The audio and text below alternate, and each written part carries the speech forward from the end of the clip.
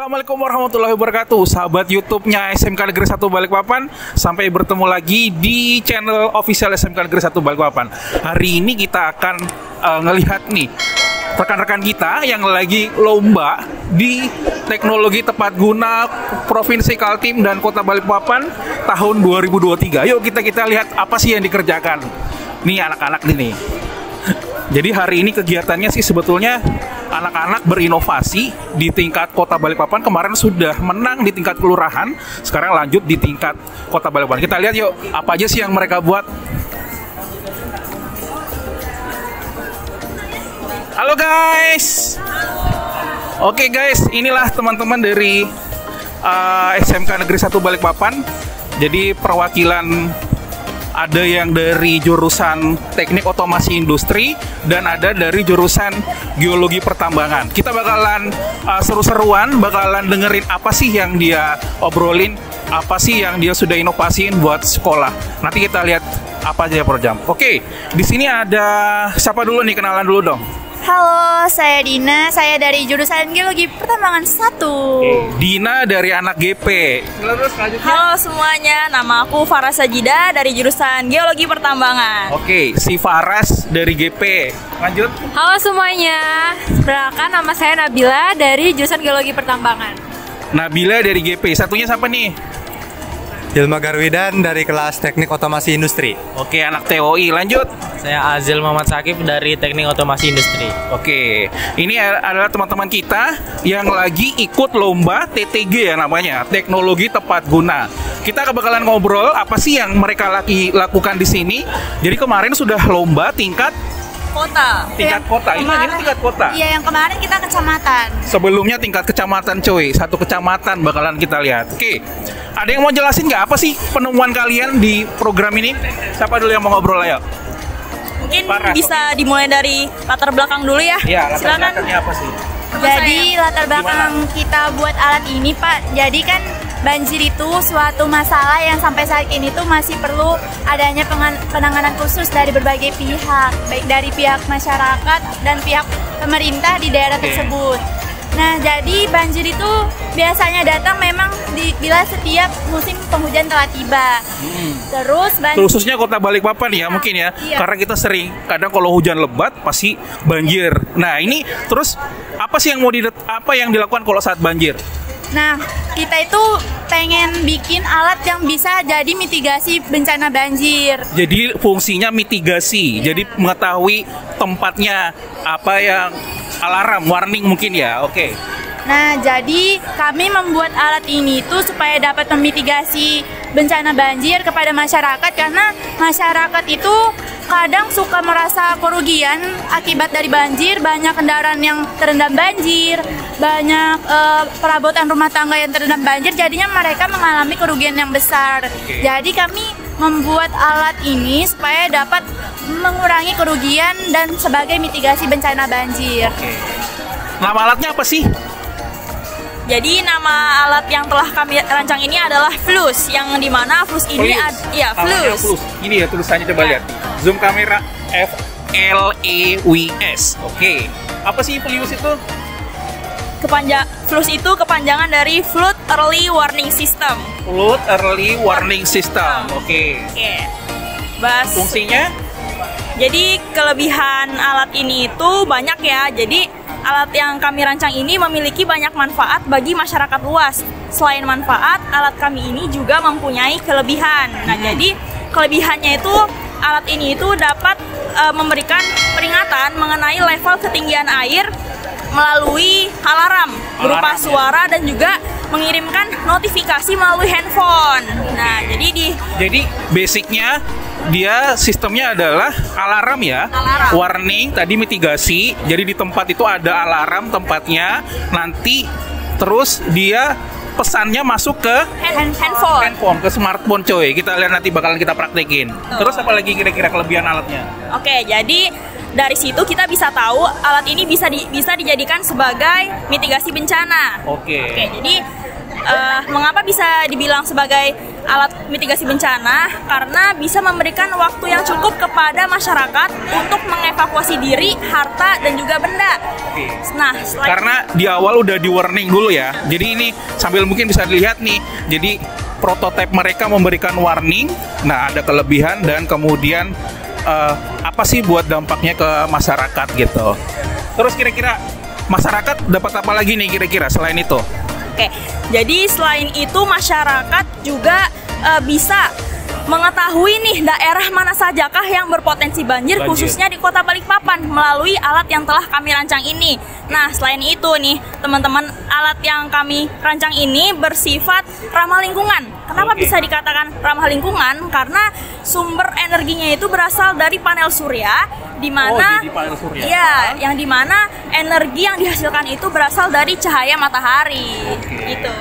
Jadi sistemnya untuk hidupin alarmnya listriknya dari panel surya. Oke, nanti kita bakalan lihat langsung. Terus ada lagi yang nggak mau terangin kelebihannya?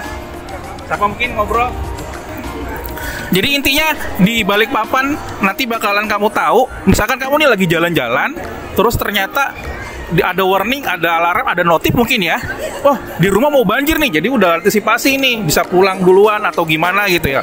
Oke, mungkin kita sekarang langsung ke gimana sih ngepraktekin alatnya. Yuk, siapa yang mau jelasin? Kita lihat dulu nih alatnya nih. Oke, ini peralatannya nih. Nih, ada ini apa ini? Ini lampu indikatornya. Lampu indikator. Ini bak ini cuma sebagai tempat contoh ya, simulasinya ini seakan-akan posisi air. Oke, kemudian ini ada solar panel ya, solar panel. Kemudian ini apa lagi nih? Di sini tempat aki sama di tempat komponen untuk yang digunakan. Oh, jadi solar panel dialirkan ke aki buat baterai ya. Aki sebagai sumber daya dari alat untuk mengaktifkan alat ini. Oke, terus masuk ke sensornya ini peralatannya. Ya. Ini rahasia pabrik nih, nggak boleh tahu kalau yang ini karena ada racikannya. Oke. Jadi sistem kerjanya gimana? Sistem kerjanya? Sistem kerjanya di sini. Oh, dari HP. Dari HP. Dari kita HP. bisa pakai Telegram. Oh, dari Telegram aplikasi kayak model boot gitu ya. Oke. Jadi di sini apabila di sini sensor mendeteksi ketinggian dari permukaan tanah sekitar setinggi sekian, maka lampu indikator akan menyala. Oke. Nah, di sini ketika lampu indikator menyala warna merah, kita akan mendapatkan notifikasi danger bahaya banjir. Oh, itu sudah langsung banjir. Langsung di handphone sudah ada notifnya. Ya, karena di sini ya minimnya tempat, jadi langsung mendeteksi alat ini kan. Ibaratnya airnya. Nah, selain Telegram, kita juga menggunakan aplikasi yang namanya Blink. Ya. Oke. Ini bisa ditunjukkan nih ke kamera. Sama kayak posisi lampu indikator. Jadi ketika mendeteksi ketinggian air di ketinggian tertentu, maka aplikasi akan menyala sesuai lampu indikator. Oke, jadi nanti sesuai ada indikatornya. Jadi di HP tadi notifikasi. Jadi ketika simpelnya gini ya, berarti air naik, ya, bunyi alarm, terus terkoneksi semuanya ke HP. Smartphone, bisa juga langsung di Telegram dan juga pakai aplikasi. Nah, rencana ini kalau aplikasinya mau ditaruh di Play Store atau mau bisa download biasa? Aplikasinya bisa download biasa, sudah tersedia di Play Store. Oke, jadi aplikasinya sudah ada di Play Store ya. Di Play Store. Oke. Jadi kalau warga setempat yang mau pakai itu tinggal didaftarkan di dalam programnya aja. Oh gitu. Jadi berapa user barengan satu tempat bisa didaftarkan. Jadi bisa punya warning. Oke. Ya. Nah, sekarang nih mungkin pertanyaan dari warganet nih.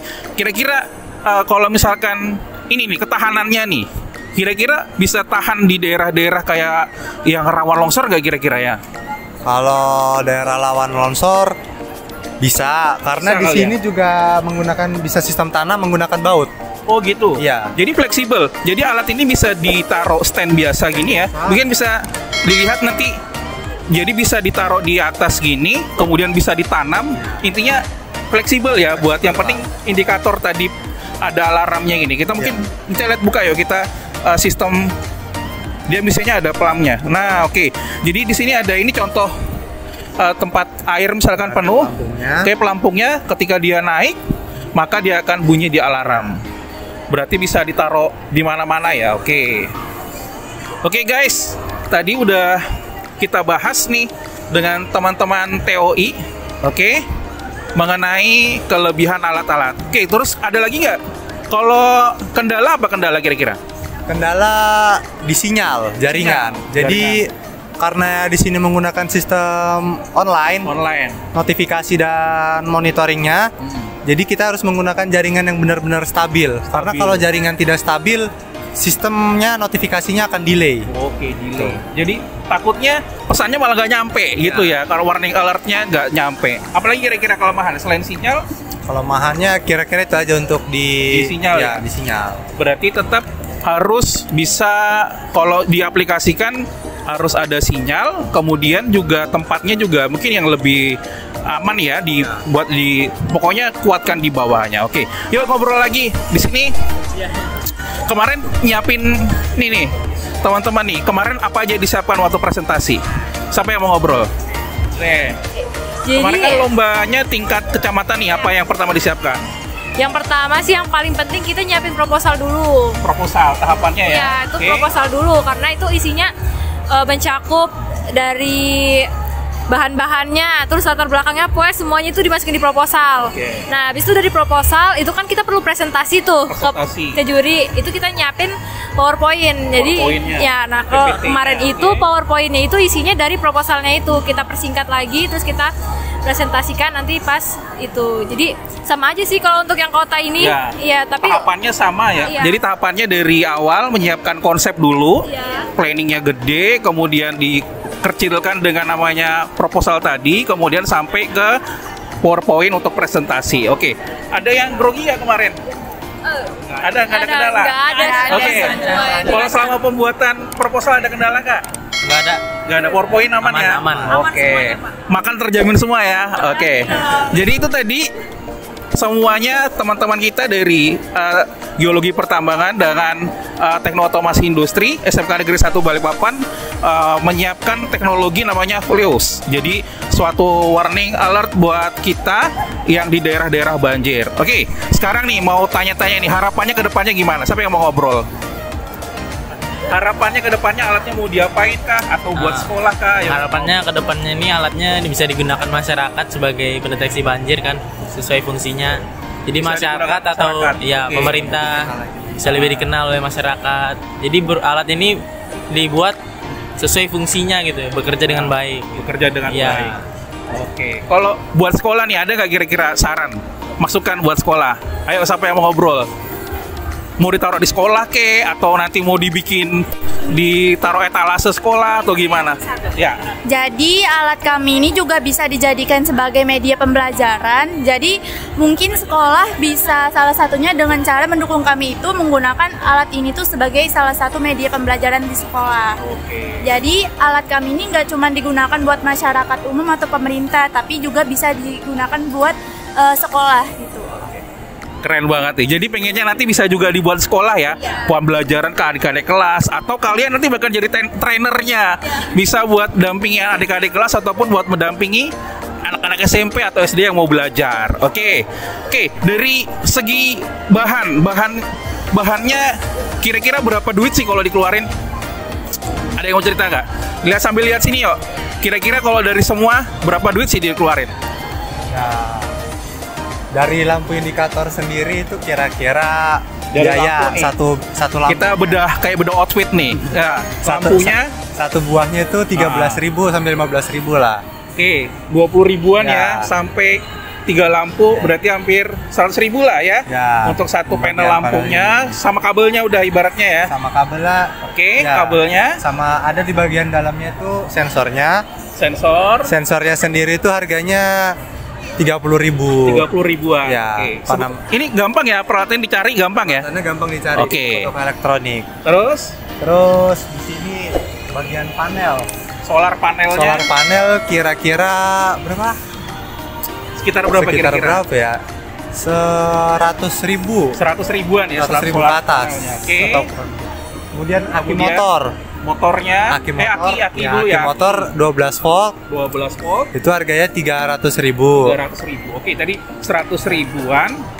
100.000-an tambah 300, 400, udah 500.000. Oke, tambah lagi. Nah, di sini ada komponennya. Di sini komponen sih. Ini ada yang namanya IoT. IoT. Ya, dengan model ESP 8266 harganya itu 150.000 ditambah soket. 150.000 dengan soket. Jadi sekiranya ya hampir 800.000 sampai dengan 1 juta ya kurang lebih, mungkin dengan trial error dengan besi-besi juga. Ini kan besi yang harus dilas kali ya, penanamannya terus biaya. Mungkin sama biaya pasangnya mungkin sampai 1 juta rupiah lah. Tapi sangat ekonomis karena apa? Dengan 1 juta rupiah ini bisa menyelamatkan berbanyak warga, banyak masyarakat. Bahkan ini juga bisa jadi apa ya? Satu media untuk mungkin juga karena ada warning alert itu semakin kita lebih dekat dengan warga lain. Luar biasa. Jadi semuanya hampir 1 juta buat pembuatan alat ini. Oke, kita mau ngobrol lagi nih sama teman-teman yang tadi presentasi ini. Jadi tadi sudah kita lihat dengan harga 1 juta rupiah, peralatan ini sudah bisa digunakan di daerah yang rawan banjir buat warning alert, kemudian juga mungkin bisa merekatkan warga-warga yang ada. Oke, sekarang nih untuk kedepannya nih, ada nggak inovasi yang mau ditambahin dari alat ini? Mau disempurnakan gimana atau mau pingin gimanain lagi? Kami rencananya nanti di alat ini kami mau tambahin dengan GPS. Kalau misalnya kami masuk ke daerah provinsi nanti, amin, kami akan menambahkan alat ini dengan GPS, di mana ya kalau misalnya alat ini nanti dipasang di rumah-rumah warga yang berpotensi banjir, jadi kalau alat ini berbunyi, misalnya BPBD nanti bisa langsung datang ke daerah tersebut. Jadi kan kadang kita ini nggak tahu di mana daerah dari alat ini yang berbunyi.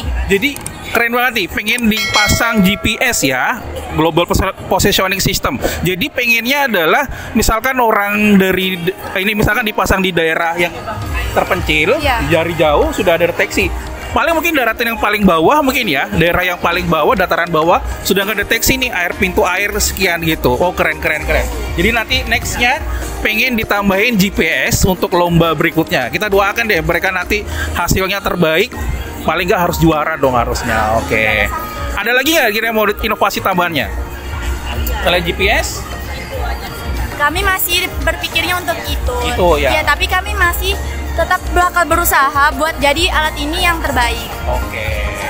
Keren banget. Kita akan lihat nanti gimana proses mereka lomba. Setelah ini mereka mau presentasi ceritanya, mau presentasikan lomba ini sampai nanti di sekolah lolos melanjut ke tingkat provinsi. Oke, buat teman-teman anak STM nih ditunggu nih, anak SMK 1 Balikpapan ditunggu inovasinya buat sekolah kalian. Ini udah ada teknologi tepat guna buat ini. Mungkin nanti kita kerjasama dengan jurusan lain kali ya, anak RPL, anak TKJ, anak listrik mungkin. Nanti kita semuanya bakalan inovasi. Oke, hari ini sekian buat video kita. Jadi ini adalah program di official SMK Negeri 1 Balikpapan menceritakan tentang vlog kegiatan dari SMK Negeri 1 Balikpapan. Jangan lupa follow dari media sosial SMK Negeri 1 Balikpapan, ada @official SMK Negeri 1 Balikpapan, maupun ada di Instagram, ada di Twitter, ada di Facebook, dan tentunya subscribe terus channel ini di official SMK Negeri 1 Balikpapan. Ayo, sampai jumpa di video berikutnya. Nanti kita bakalan lebih seru dengan video berikutnya. Dadah.